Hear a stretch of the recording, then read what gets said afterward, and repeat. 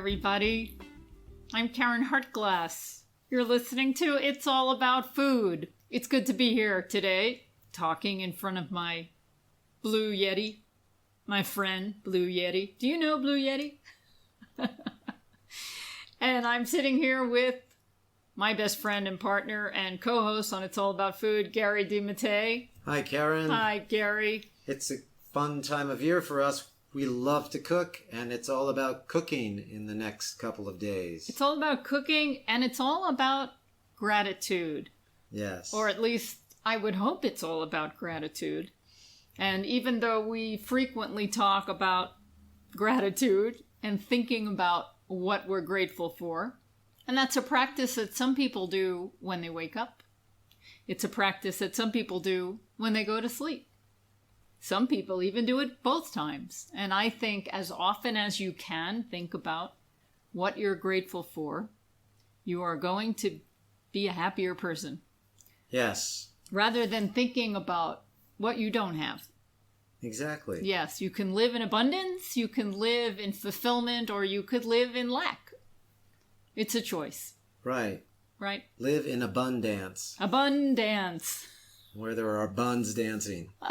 And those are bakery buns. Yeah, of course. Of course. What did you think I meant? I it's don't food. know. It's all about food. Of course it's all about food. A lot of people are going to be baking buns this next couple of days before this big holiday that's coming up here in the United States, and we call it Thanksgiving. Yes. And you and I call it Thanksgiving. A lot of people call it Thanksgiving, especially those who prefer to have a live turkey running around either in their yard or in the woods or somewhere rather than slaughtered and basted and served up on a platter. Right. Briefly said. No corpse on our table. No corpses, thank you. But a lot of folks celebrate by putting a corpse on their table, and we're here to try to get them to go the other way this year. So hopefully some of you out there are listening to the show today and you're saying, gee, I don't really feel great about buying a dead bird, roasting it, and putting it on the table. That doesn't seem like a celebration to me. That kind of seems like a funeral. Exactly. So why don't we go the plant-based route? And because, I mean, really, Thanksgiving is all about the sides anyway, and yet you can still have a main event. Now, we got on this subject a while ago when we first got together here at Responsible Eating and Living and talked about Thanksgiving, which has been a subject we have talked about for a very long time. Well, once a year anyway, for the last... Well, we were founded in 2011. Yeah, so, I think it's a very popular subject with vegetarians and vegans. Right. So we did a video, which is up now. It's now a classic. The real classic. We did that video about 10 years ago. Yeah. Right? And we made a bunch of food and shot it. And we still make some of those recipes. Right. So that's fun to watch. We've now refined many of those recipes. And we've gone through several transitions here with respect to food. I mean, we were doing gluten for a while, and now here at Responsible Eating, we no longer focus on anything with gluten. We don't do much with seitan. We don't do much with wheat bread. We do a lot of gluten-free, and that's cool. We still use a lot of nuts. Because we're nuts. Right. But we do use a lot of nuts and seeds. And seeds, and some of you they might have an allergy to nuts and seeds, and so we try to have some recipes up there for y'all as well. I like the way, if I think about Thanksgiving for me over the last 33 years that I've been vegan, my pumpkin pie has gone through many, many, many iterations. We always keep changing things, always try to perfect recipes, always make them better. And let's talk about one recipe that I think you have refined and has evolved and is so great. It's your pie crust. Right. I was leading up to that. Yeah. Yeah. Well, so the pie crust. Well, my pumpkin pie, for example, originally I used to make a wheat-based crust, and I used some kind of margarine that was available in the 80s that didn't seem to have any animal products in it. Right.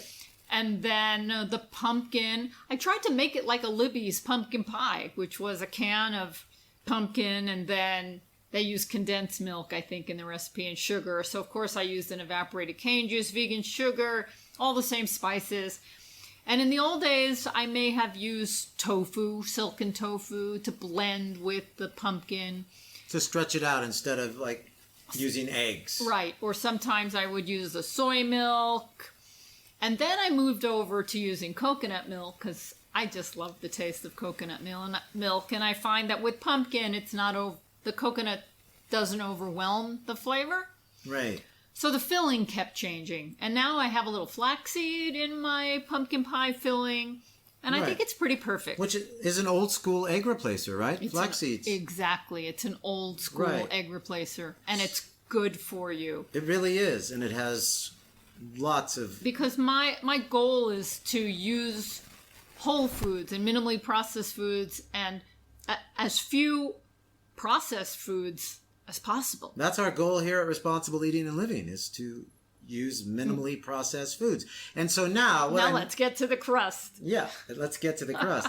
Let's get to the crust of the topics today, which we're evolving into now. So tell us about your crust. So going from a wheat flour with margarine decades ago, then the butters got better, the vegan butters got better, and I was still using a wheat flour. And then I went to gluten-free, and I made a number of variations. There, in the video, we make a savory pumpkin pie with a pumpkin seed crust, which is really a good crust, and I want to get back to that. It was a little challenging to roll out, but it's doable. I think it had rice flour in it, and the seeds were used as the fat.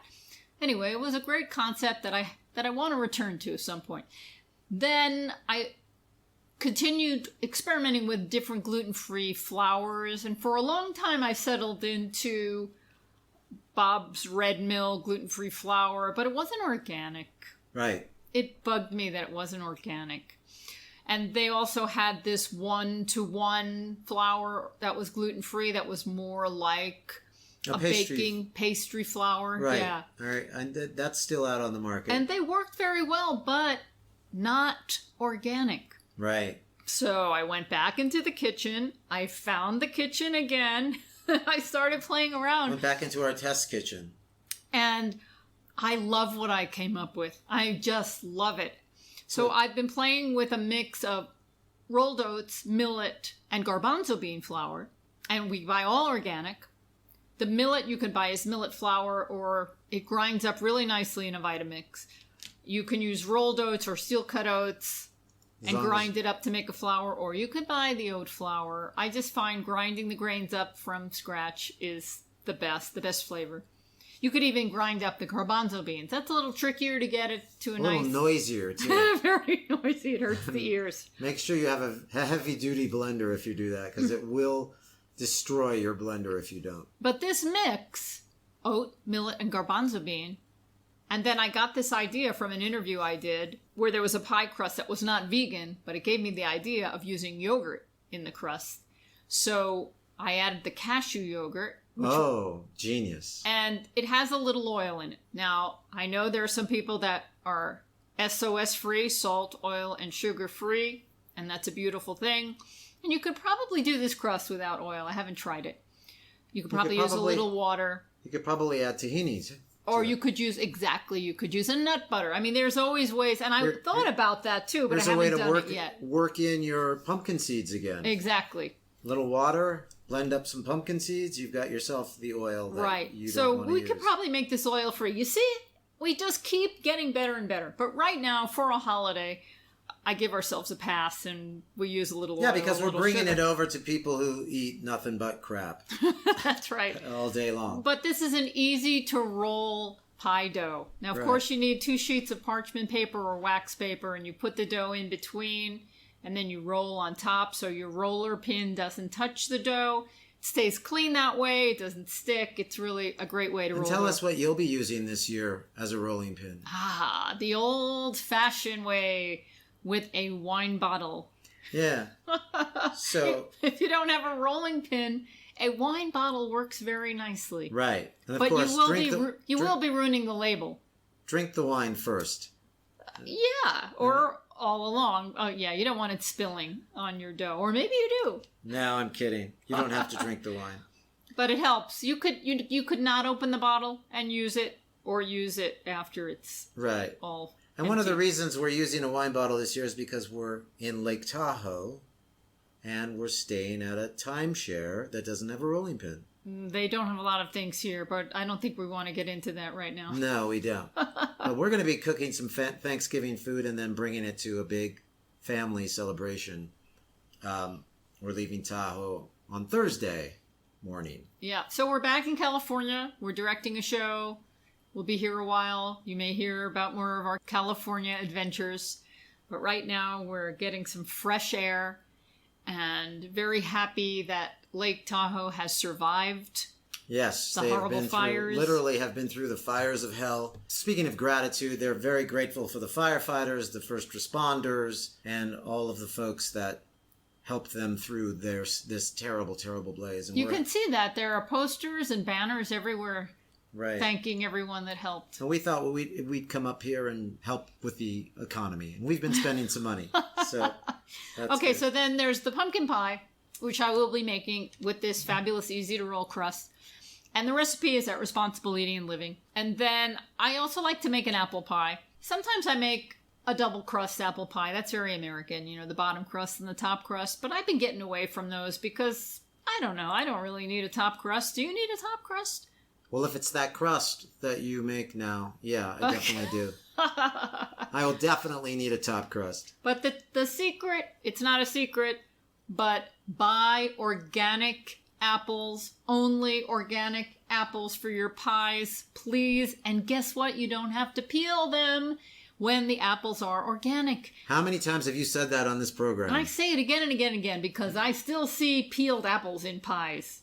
And you don't have to do that when your apples are organic. And you get a lot more nutrition, and nobody knows. No one has ever said, oh, what's this peel doing in your apple pie? Right. That has never been said. Isn't that the thing, though? Is like, you take something so beautiful like an apple, and then you destroy it before you put it in a pie, and you add all of this crap to it. You know what I like, too, when it doesn't have a top crust? When you use different apples. So some apples obviously are red-skinned and some are green-skinned. And if you leave them on, sometimes you see that color. And it's beautiful. It's gorgeous. Your apple pie is also delicious. Thank you. You use the same crust for your apple pie as you do for your pumpkin pie. That's my crust right now. That's the crust of it. You've heard it here. Karen's crust. Now, getting back to what I opened with, there's a lot of you that might be thinking about going plant-based this Thanksgiving. You maybe don't want to put the corpse on the table. You maybe want to just share all the love, have the turkey running around, as Karen said. But when you go plant-based, you're going to find something different than what we've been talking about, which is kind of old school. Back in the day, a lot of these recipes were developed, and we're now constantly evolving and refining them. But there's a lot of new products out on the market. A lot of new plant-based / vegan products out there that they're trying to get you to buy. And a lot of websites are featuring these products. But because we're all about nutrition, we're all about health, that's what our nonprofit is about, and we're all about the truth. When you read things like, for example, a piece that came out on goodhousekeeping.com in May of 2021, it talks about the 33 best vegan food products of 2021, according to nutrition experts. This list includes the top brands you can shop online or in store. So right away you're thinking Good Housekeeping. Wow, Good Housekeeping. It's got the seal of approval. But again, we are Responsible Eating and Living, so we're here to tell you whether or not these products, these 33 products, and we probably if they have the real seal of approval. If they have the real seal. Responsible Eating and Living seal of approval. We're going to set Karen on these products. I'm going to read you what Good Housekeeping, and again, the piece is by Stephanie Sassos, and she's got a lot of letters after her name. MS, RDN, CSO, CDN, NASM CPT, and then the Good Housekeeping Institute. Oh. Well, I didn't know they had one. Mm. But right away you think, well, this has the Good Housekeeping seal of approval, so let's dig deeper. Let's see what products they list. So the paragraph that Stephanie has written here is, with the benefits of plant-based eating becoming more pronounced and impactful, it's no wonder that so many have adopted this type of lifestyle. I like that. That's good, Stephanie. Thanks. A growing community of vegans and vegetarians means more demand for high-quality plant-based products that deliver on both nutrition and taste. Gone are the days of boring vegan foods. You never thought I never thought vegan food was boring. No. Not in my house. Colorful, delicious. Absolutely. So right there. I'm so tired of that line. Yeah. Vegan food has never been boring. Okay, I'll continue reading Stephanie's words. Food manufacturers and even restaurants and fast food chains are taking notice and bringing innovation to this expanding food category. Experts in the Good Housekeeping Institute's Nutrition Lab test thousands of food products year-round to give you the best of the best on both quality and taste. When determining which vegan products made the cut for this year's list, we focused on best in-class ingredient lists, flavor, and innovation. Oh. Check out the best vegan food products of 2021, handpicked by registered dietitians and taste testers. Let's go. I can't wait. Number one. The company name is Good Foods, and the product is plant-based queso-style dip. Now, Good Foods, according to this list here, uses high-quality fresh ingredients to make incredible dips, dressings, and more. Their chunky guacamole is not to be missed, but this plant-based queso-style dip delivers on both nutrition and taste. Completely dairy-free, ingredients in this top pick include cauliflower, red bell pepper, almonds, nutritional yeast, and more. Okay, it's got water, almond butter, apple cider vinegar, red onions, lemon juice, garlic, sea salt, nutritional yeast, as you mentioned, chia protein, which I have a big question there. Is that a chia seed or it's just the protein? I don't know what chia protein is. Ground cumin, ground turmeric, and cayenne pepper. So, overall, those are pretty good ingredients. It does have salt in it, and if you're SOS free, that's not a good ingredient. But overall, these look like real foods. My other concern would be the nutritional yeast. We love nutritional yeast, but we like to get ours that is not grown on any kind of GMO food and does not have added supplements. It isn't fortified because I don't want to get my vitamins from a manufactured food. I want to get my vitamins from real food, or when I know I'm not getting enough of certain vitamins, I take a carefully picked supplement like Dr. Furman's supplement, where I know I'm not getting things I don't need and I'm getting the things I need. I'm really going too deep. No, you're not. This is exactly what you need to do. So this is a really nice product. It's not organic, so that's another demerit. And it's something that you could make at home. That's continually my theme. You could take some cooked cauliflower and red bell peppers and in a food processor or Vitamix, whir it up with some almond butter, some apple cider vinegar, onions, lemon juice, garlic, nutritional yeast, some ground cumin, turmeric, cayenne pepper, boom. You've got it, and you can make it taste the way you want. You could use all organic ingredients, and you don't have to use salt. And you don't have to use salt. Or you can control the salt. You could, but for something like this that has cumin and cayenne pepper and lemon juice, I don't think it needs salt. Overall, you would give it a pass or a fail? I would give it a pass. I wish it was organic, though. Okay. Number 2, organic cashew milk mozzarella by your friend and mine, Miyoko's Creamery. Ding, ding, ding. Okay, we love that it's organic. It contains organic cashew milk, which is filtered water and organic cashews, organic coconut oil, organic tapioca starch, sea salt, organic agar, mushroom extract, organic konjac, and cultures. Now, this is a cheese, and we're going to compare it with dairy cheeses. So first of all, since it's not a dairy cheese and it's made from nuts, it's already a better product. And it's also organic. Now, I'm not saying this is something you want to reach for every day. I say it's a treat because it does have coconut oil and it does have salt. And for those of us who really want to live on an SOS-free diet most of the time, if not all of the time, it's not an everyday food. But it is a good food, and it's organic, and I think it's pretty good. And for people that are, working their way off the cheese, This is great. Phenomenal. It goes Phenomenal. great. And I've used this product before, as have you, and I've used it in lasagna, which is in my culture, lasagna is a great big Thanksgiving dish that is made all the time and for the holidays. So if you're trying to go plant-based and you don't want the corpse on the table and you don't want the excrement from the cattle in your cheese, then go for it. And the thing to keep in mind is who's behind the product, because I would be really wary if it was a big company. Like someone that used to be dairy and now, like Danone, I was reading in the news, they're big with dairy, and so they're retrofitting one of their companies now in France, one of their plants in France, to only manufacture oat milk. Wow, okay, because there's a market for it. There's a market for it. So I would be wary of buying milk from a company like that, oat milk from a company like that. As far as Miyoko is concerned. We love Miyoko, and she only does good things. So, okay, what's the next product, Gary? Number 3 is California Veggie Burgers, and they're by Dr. Prager's. Right. I've liked the Dr. Prager products. I'm looking at the ingredients for this particular one. They don't look organic. It's with carrots, onions, string beans, oat bran, soybeans, zucchini, expeller pressed canola oil, peas, broccoli, corn, soy, flour, spinach, red peppers, arrowroot powder, cornstarch, garlic, cornmeal, sea sauce, parsley, and black pepper. Again, not highly processed foods. It's soy flour and not an isolated soy protein, which is better. I've had these in a pinch.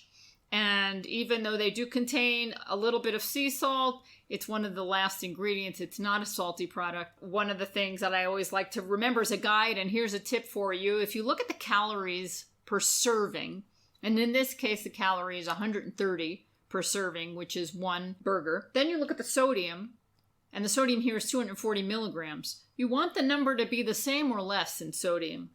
If it's higher than the calories, we're not looking at units here. We're just comparing the number. So 130 calories to 240 sodium, it's a high sodium food. You want it to be under the number of calories. Just a rule of thumb there. So it does have a good amount of salt, but it's not a bad food. There's far worse out there. But again, we have so many great burger recipes where we use beans and whole grains and herbs and spices and maybe a little organic garbanzo bean flour, and that's an amazing burger. You can make a ton of them and put them in the freezer. Yeah. There are some that are far worse. Sure. I want to be clear about that. But I'll give it a pass personally because they're not killing an animal to make this burger. Exactly. So it's a great food because it's free of animals, and I prefer it to these newer veggie burgers. I would take a Dr. Prager's burger over an Impossible Burger. I have never had an Impossible Burger because it has genetically modified heme in it to make it look like blood. And I have had a Beyond Burger a handful of times, and it's not something I want to consume because it's highly processed. The Dr. Prager burger is not highly processed. Right. I just would like it to be organic, not have oil in it. And so we make our own. And we make our own, and that's why we will always add that at the end of these, because they're very easy to make veggie burgers. They are, and they're fun. And they're a lot of fun. And you can add your own flavors to them, and you can control the salt. But in a pinch, if you're trying to find something to put between two pieces of bread and load up with all of the fabulous condiments that are all vegan, and then go for it. Number 4. Now, Native Forest. We like this brand, yes? Yes, we do. Organic jackfruit. And this is in a can. Okay, so the ingredients are organic young jackfruit, water, sea salt, organic lime juice. So it's pretty good ingredient-wise. It does have salt. Right. So anything that you're going to get in a store that's in a box or a can, unless it says salt-free, is going to have salt. Right. That's a given. So if you're trying to do SOS, then you have to look for these products without salt. So what is jackfruit for those people that don't know what jackfruit is? I can answer that question. It looks like, when you first take it out of the can, it looks like tuna. Yeah. Right? It looks like tuna. It has the same kind of albacore kind of look to it. And so it's easily flavored as well. It has a really great texture. It has a great texture. A flaky, fishy kind of texture. It doesn't have much taste either. It doesn't have much taste, so it really adapts well to different sauces and different spices, and it adapts well to looking like all of the things that you remember. Now, jackfruit is a tropical fruit, and it's the flesh of the tropical fruit. It's a really funky, interesting-looking fruit, kind of like a little dinosaur head or something. It's all kind of lumpy. Right. But now we have access to it, and it's easier to get the really flake kind in the can with the little pieces. It's a little more challenging to get the jackfruit that is more like a steak. Right. That's sliceable. But they're both fun. Yeah, and you could flavor it like brisket. You know, you could bake it. You could make it it's a great taco filling. It makes a great sloppy joe. And you know, if you're concerned about salt and you get this native forest product, you could always rinse it. Yeah, we've rinsed it before. It's great. And so start playing around with jackfruit. I think you'll have a lot of fun with it. And there's a barbecue jackfruit sandwich that they probably have on the label you can make. So would you give this native forest organic young? I like it. Yeah. The only downside is the salt, but you can rinse it a little bit and it's a good food. When you make a recipe with jackfruit, you're usually adding a lot of other things. Onions and all kinds of vegetables. Beans. So the amount of salt that's in the jackfruit is going to dissipate. But it's a great transition food. It's a very good food. Yes. But keep in mind, this is not a high-protein food. It is a fruit. It's not a high-protein food. Also, remember that all plant foods contain all the essential amino acids. So if you're eating a wide variety of food, you're going to get all the essential amino acids you need so that your body can make all the proteins it needs. It's considered a meat substitute, but it doesn't have the amount of protein in it. I like pairing it with beans. I like adding beans to it. Absolutely. It really makes a nice chili with jackfruit. Okay. So I'm reading the label, and it does have a lot of salt. Has a lot of salt. So rinse it. Really rinse your jackfruit. Yeah, please. I mean, we've done that before. We've been out working, and we haven't had time to come home to the kitchen. Maybe we're living in a hotel because, we're artists. We go where the work is. And so we'll get a baked tofu, which you can find. Now, I'm looking on their label, and it says try our other varieties: organic young jackfruit, barbecue, sodium-free, yellow curry, and red curry. So I think they have a sodium-free. Yeah, we've had version. the curry. Those, I think this is one. I think these are 4 things. There's barbecue, there's sodium-free, there's yellow curry, and red curry. So if you wanted it sodium-free, you could get it, which is great. That's great. We love this company. We do. Okay. So anyway, I was saying that we get baked tofu sometimes that's already flavored. And what I do now, because there's a lot of salt, is I rinse it. Mm-hmm. And it's really great. There are some baked tofus that are a lot less saltier than others, too, these days, which was not true 20 years ago. No. All the baked tofus were super salty. Okay, now. And I'm grateful for that. Me too. Number 5. Forager. Forager is the brand. Forager Project is the official title of their brand. Organic, dairy-free sour cream. Now again, it's organic. And again, it's not using cow's milk. It's dairy-free. So, Karen, what would you rate this? Okay, we like the Forager Company, especially when we're traveling. We'll pick up some of their products. The sour cream has coconut and cashew milk. And it's all organic, this product says.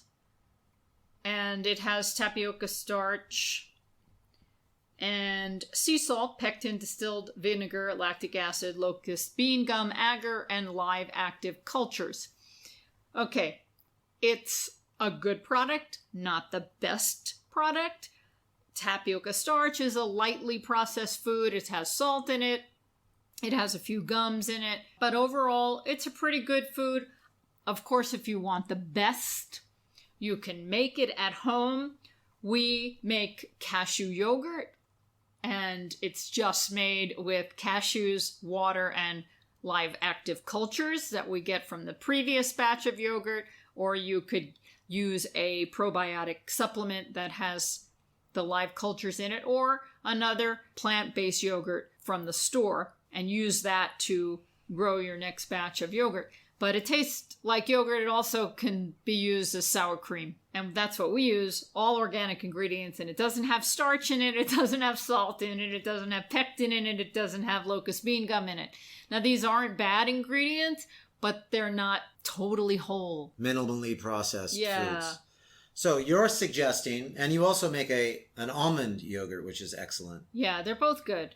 You're suggesting that Make your own organic, dairy-free yogurt and use your yogurt as a sour cream. Yes. Because it's about the same thing. You know, we're traveling right now, and we bought the Forager cashew yogurt.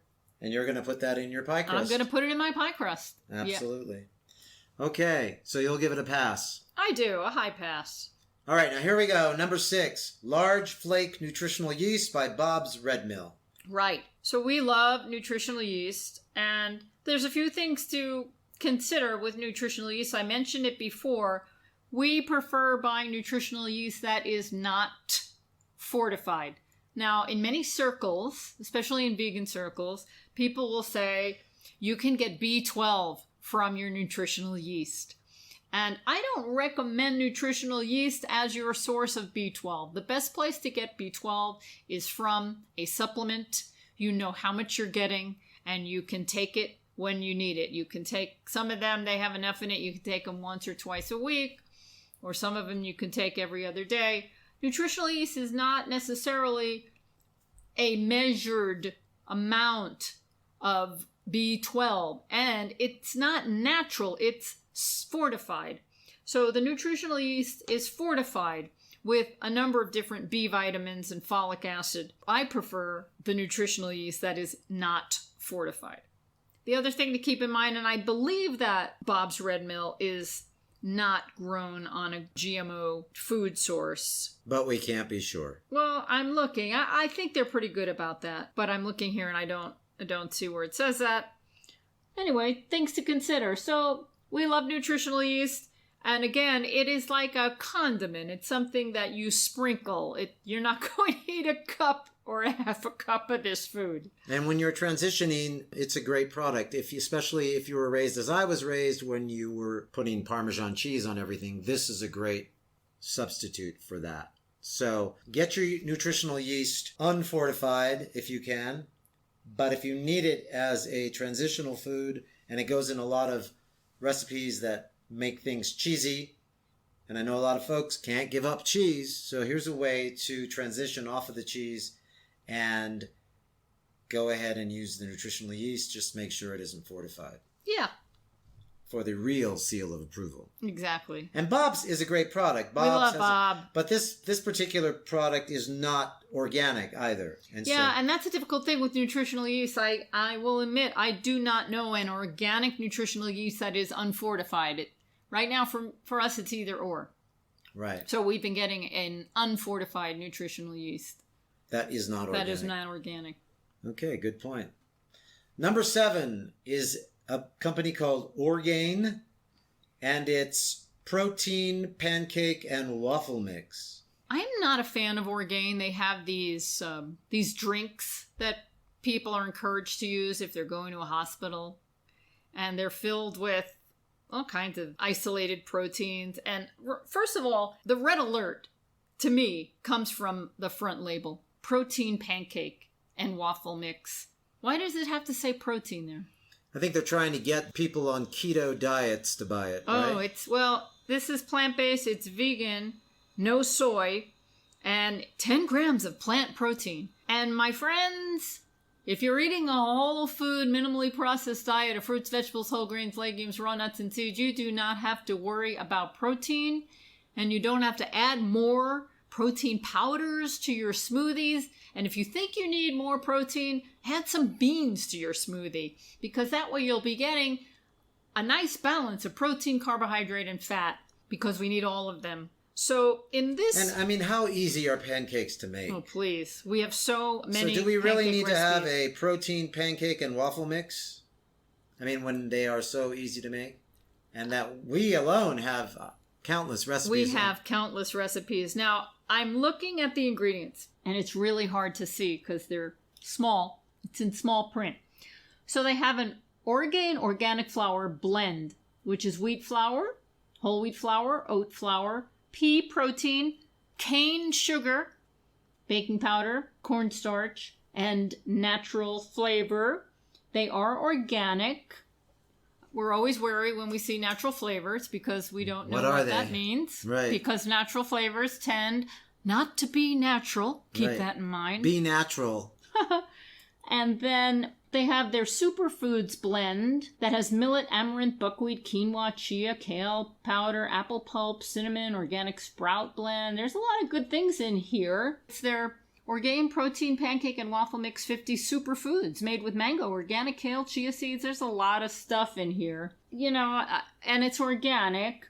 I guess the thing that I don't like is the pea protein and the cane sugar. And cane sugar comes pretty high in the ingredient list, so there might be a lot of sugar in here to make it palatable to get all these different powders and things in it.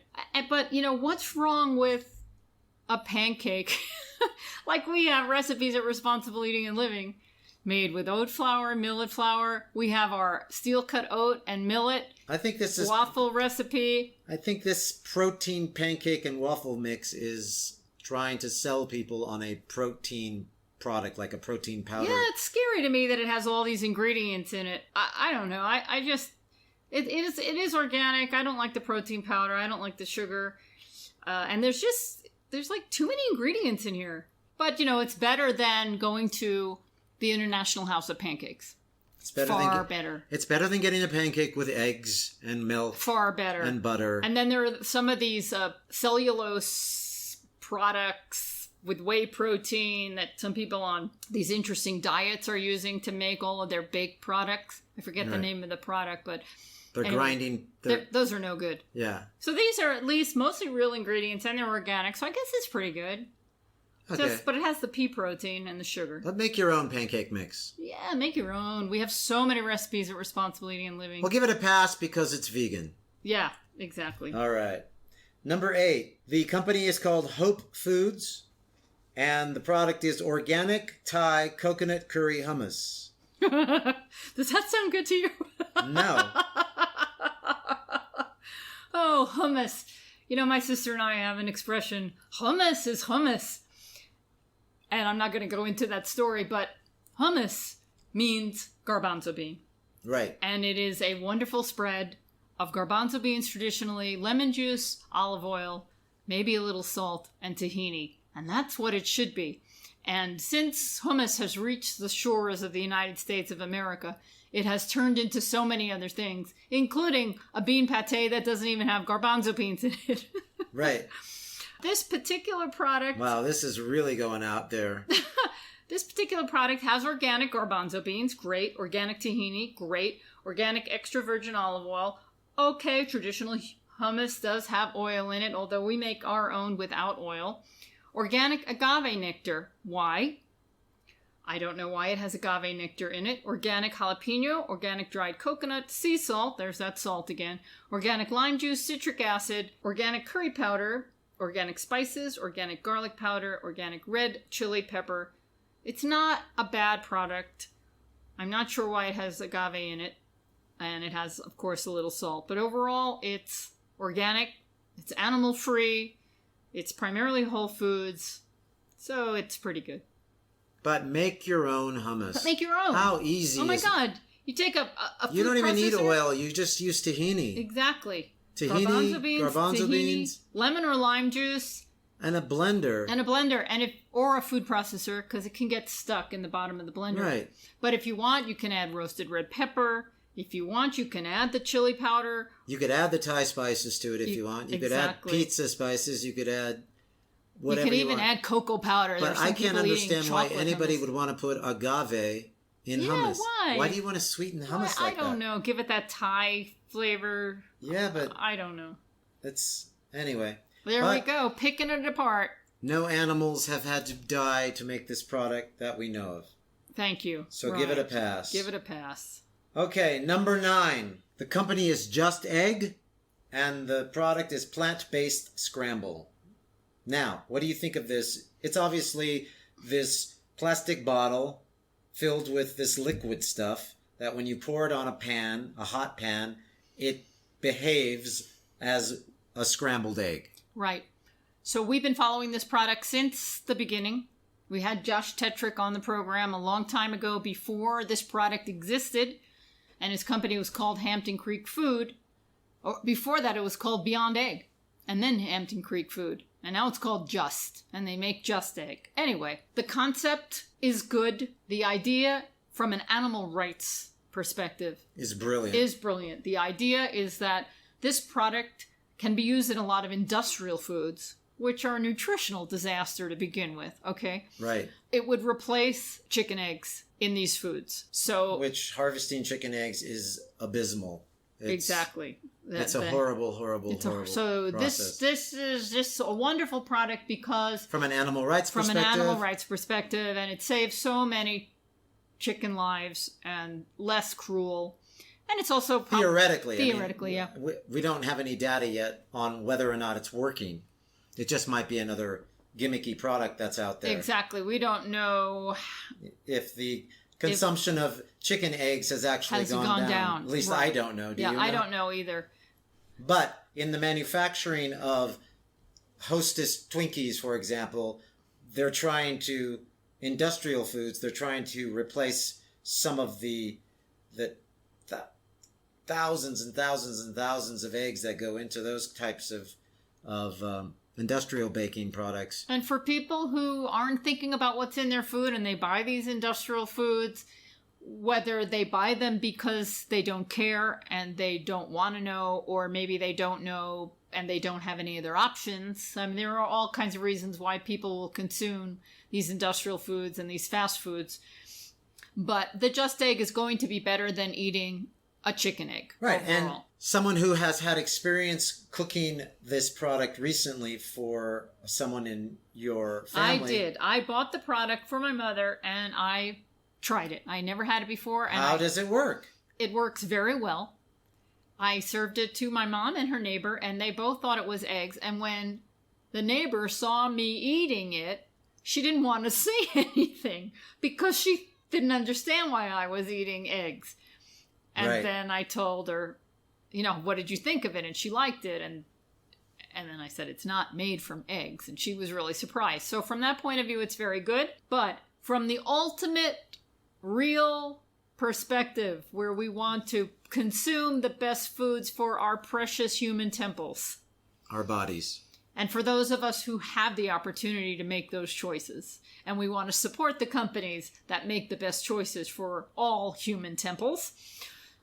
What do I think of Just Egg? Here are the ingredients: water, mung bean protein isolate, expeller pressed canola oil, and then it has dehydrated onion, gellan gum, natural carrot extractives, natural flavors, natural turmeric extractives, potassium citrate, salt, soy lecithin, sugar, tapioca syrup, tetrasodium pyrophosphate, transglutaminase, niacin, a preservative. So there are some highly processed foods in here. Highly processed. Well, it's a highly processed product. It is. Mung bean protein isolate is one of them. It was designed in the lab, right? It was. And it does have salt. And per serving, which is 3 tablespoons, you get 160 milligrams of sodium versus 70 calories for the product. And I think people would tend to use more than 3 tablespoons to make a decent-sized omelet. So, it does have the sodium. So, as an egg substitute, much better from a cruelty point of view, from a cholesterol point of view. It's a great product. But for the ultimate food to put in our precious bodies, I would rather make an omelet with garbanzo bean flour and a lot of herbs and spices. Or you know what I'm working on now is an omelet with, you call them pink lentils. Yeah. Some people call them yellow lentils. Mm-hmm. You soak them overnight, you rinse them, you put them in a blender, a little water, and it behaves just like an egg. Yeah, some people will call it a crepe. A crepe. Yeah. If you want it to have that sulfury taste, you can use a little touch of black salt. Right. I'm working that, and I'm going to post some pictures I can't wait. Of a frittata made with lentils. But the reminder, the point is that products that are available in the store that are going to be more convenient for you and easier to use, there's always a compromise. Right. You're never or rarely going to find something convenient that tastes good, that isn't compromised. And that's why we encourage you to buy your food as whole as possible and make things yourself. But that's us. Well, we're here to talk about the real seal of approval, not the Good Housekeeping seal of approval. Exactly. Let's keep going, Garrett. From an animal rights perspective, it's a good product. Oh my God, it's fast. And all of these products are good products from an animal rights perspective. Yes. But as far as health for yourself, and health for the planet, we're also going to cover those bases. All right. Now, this is a long list. We're at number 10. We probably won't get through the whole list today, but you get the point. We'll post the list for you. Number 10 is a product, Kite Hill. And the company is Kite Hill. And the product is dairy-free chive cream cheese. So we like Kite Hill. We do like Kite Hill. Remember when Kite Hill was just a glimmer in Tal Ronen's eyes? Yes, and hasn't it been sold now to some larger company? Oh, probably. I can't answer that question. I don't so know. I shouldn't. Many of them end up getting sold. Okay, this is a pretty decent product. It's made from almond milk, which is water and almond. It's got that favorite ingredient, salt. But most cheeses are salty, right? Right. That's why people eat cheese, because of the salt. Has chives, enzyme, xanthan gum, guar gum, white pepper, lactic acid, and cultures. It is not an organic product. It is a non-GMO product, but it's not an organic product. Exactly. So, again, it's better than the dairy alternative. So, this is an almond cream cheese, which is better than a dairy cream cheese. The ingredients are decent. They have a few gums in them, the xanthan gum and the guar gum, which are not terrible, but they're not whole foods. And it has a little salt, of course. So in a pinch, or, you want a treat, this could go very well on my new baked bagel recipe. Right. Which is up on the website. Yes. Now, if somebody wants to make a cream cheese at home, again, what you would recommend is that they take some cashews, soak them overnight, blend them up, add a little lemon juice to it, and you've got a pretty quick, pretty easy. I guess the reason why they add the gums is to give it a little drier, a little gelatinous look to it. Yeah, or more solid consistency, because if you were to blend cashews or almonds with water and get it smooth, it's going to be a little thinner than a cream cheese. Right. And the gum will solidify it a little bit. But your ricotta recipe, for example, if you wanted to opt out of a cream cheese, oily cream cheese, and go with more our ricotta recipe your almond is ricotta awesome. Is amazing. And that would go great on your baked bagel. Baked bagels, have you made them yet? But we'll give this a pass. Yes, could be organic though. I wish it was organic. I wish it was organic. If you have a party this holiday season and you want to break out the chive cream cheese to spread on your whatever it is that you spread cream cheese on, we say try the dairy-free chive cream cheese from Kite Hill. Give it a pass. Okay, number 11.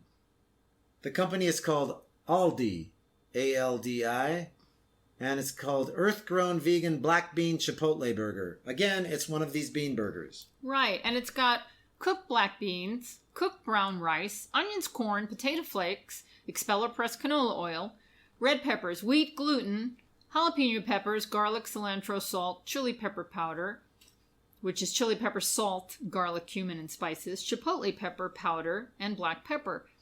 So it's a pretty decent combination. It's not organic. It has canola oil in it, and it has salt in it.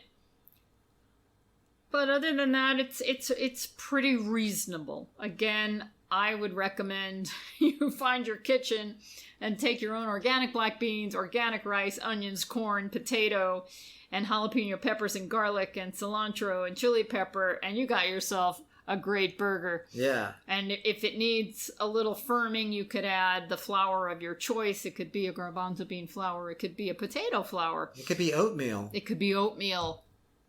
Remember when they used to stretch burgers, beef burgers, with oatmeal at the school cafeterias? Or there was a big scandal that maybe one of the fast food companies that was making your burger that said it was 100% beef was actually putting cereal in the burger to stretch it out.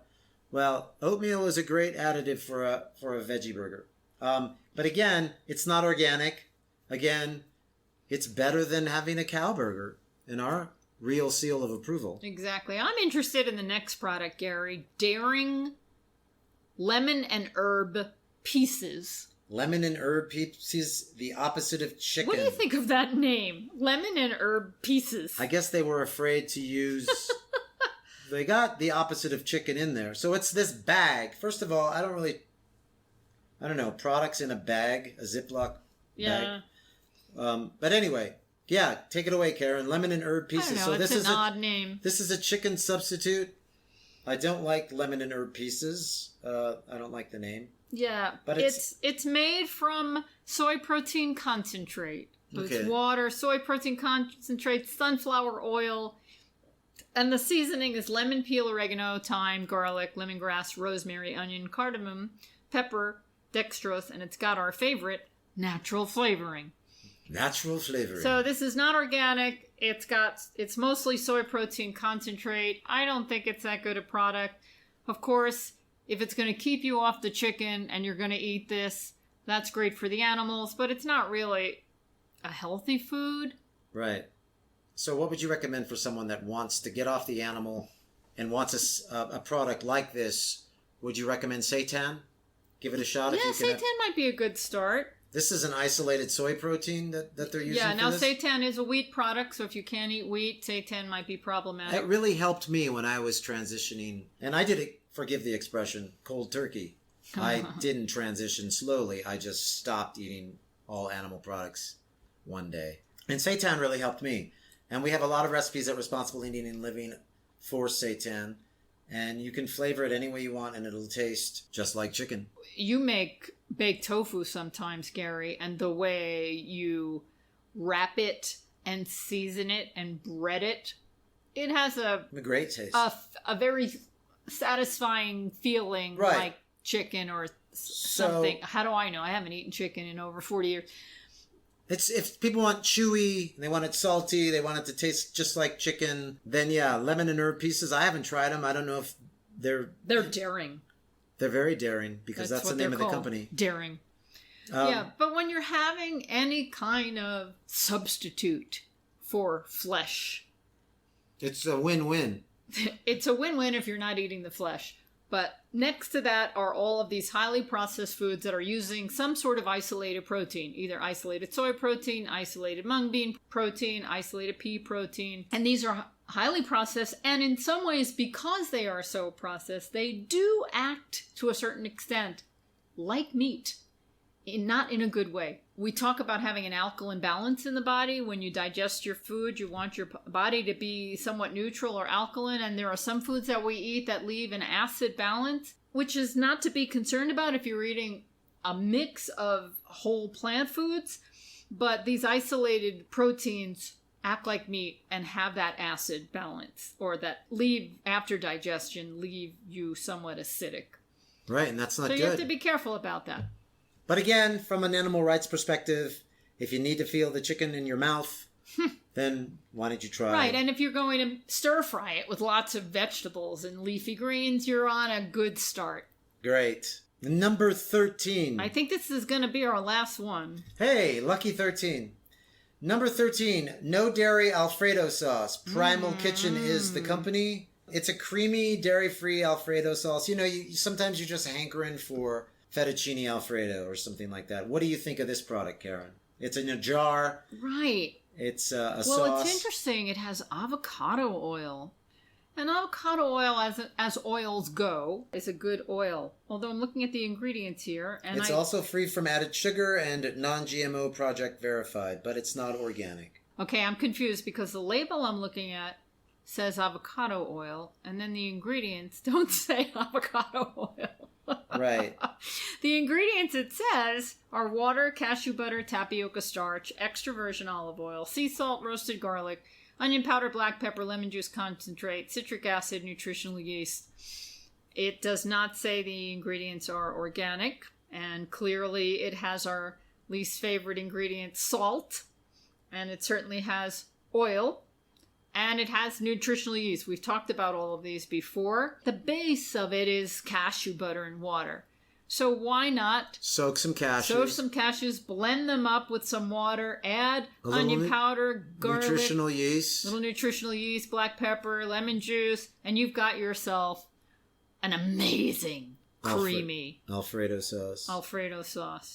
All right, well, there are 33 of these. If you have any questions about any of them, if you want to know if they would have the real seal of approval, I guess we've given every one of them a pass, some of them reluctantly, but the determining factor in us giving them a pass is that from an animal rights perspective, these products are winners as far as we're concerned. But from a health perspective, which we're also all about here at Responsible Eating and Living, we would probably not pass quite so many of them. When we're comparing them to the majority of processed foods in a commercial grocery store, they're better. They're better. Because so many ingredients in commercial products, you can't even pronounce them. They're so way out there. Most of these products are pretty reasonable. You recognize the names of the ingredients for the most part. Gary, you and I, we are purists. We want the best for everybody. And we would really like to move everyone more towards an all-organic, whole food, minimally processed lifestyle. Right. Because it's better for our health. It's better for the planet.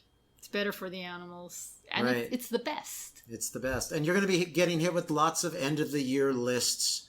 And so here's another one for you to consider. It's obviously not an end-of-the-year list. This came out in May, but still. Yeah, watch out for these lists. Because there's always something behind them you have to be wary of. Right. Read the labels. We've always said that. We've said that from the very beginning. We're not the only ones that say it. But make sure you know what's going in your food. Okay, Gary, talking about all that food makes me really hungry. Let's eat. So let's go and eat. Happy Thanksgiving, everyone. Happy Thanksgiving, everyone. Gary, thank you for joining me. Karen, it was my pleasure. Everybody, thank you for being there and for caring. Have a delicious week.